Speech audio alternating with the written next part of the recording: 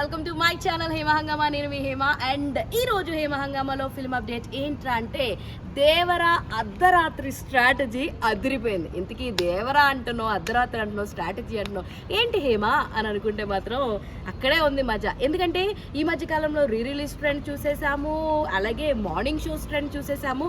But అర్ధరాత్రి only night shows అన్నది చాలా అంటే చాలా రేర్గా ఇప్పుడున్న సిచ్యువేషన్స్లో అయితే జరగట్లేదు. ఒకప్పుడు జరిగినాయి అని చెప్పుకోవచ్చు. అయితే దేవరా నుంచి ఒక అప్డేట్ అయితే వచ్చింది. సో దేవరా సినిమాని అటు యుఎస్లోను ఇటు తెలుగు దేశాల్లోనూ కూడా ఒకేసారి, అది కూడా అర్ధరాత్రి 1-1:30 ప్రాంతంలో షో వేయడం అయితే జరుగుతుందనమాట. దీనివల్ల ప్లస్ ఉంది, మైనస్ ఉంది. సో మొత్తం కథ అంతా రివీల్ అయిపోద్ది.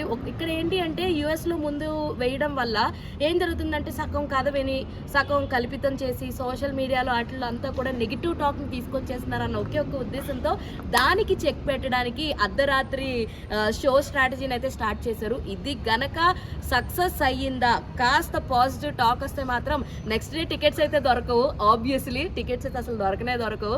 అండ్ ఇంకొకటి ఏంటంటే షోస్ స్క్రీనింగ్ కూడా కొరత చేయాల్సి వస్తుంటుంది. ఎందుకంటే 6 స్క్రీనింగ్స్ అయితే నాట్ అవైలబుల్ యాజ్ ఆఫ్ నా 5 స్క్రీనింగ్సే కాబట్టి, 5 షోసే కాబట్టి. సో అలాగే సినిమా బాగున్నా బాగోకపోయినా టికెట్ రేట్ అయితే ఖచ్చితంగా పెంచుతారు. అందులో అయితే నో డౌట్ ఎట్ ఆల్.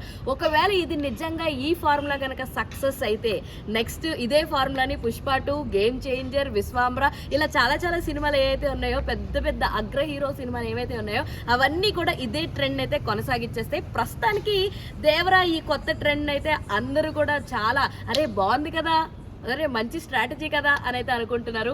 ఇది ఇవాల్టి అప్డేట్. మరిన్ని ఇంట్రెస్టింగ్ అప్డేట్స్ కోసం చూస్తూనే ఉండండి హేమ హంగామా.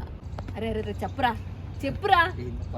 అరే అదేరా ఇందాక చెప్పమని చెప్పే కదా. ఏది ఈ అంకమ్మ ఫ్రెండ్స్ సబ్స్క్రైబ్ చేసుకోండి ఫ్రెండ్స్ కదా, మీరు కూడా సబ్స్క్రైబ్ చేసుకోండి. లేకపోతే తెలుసుగా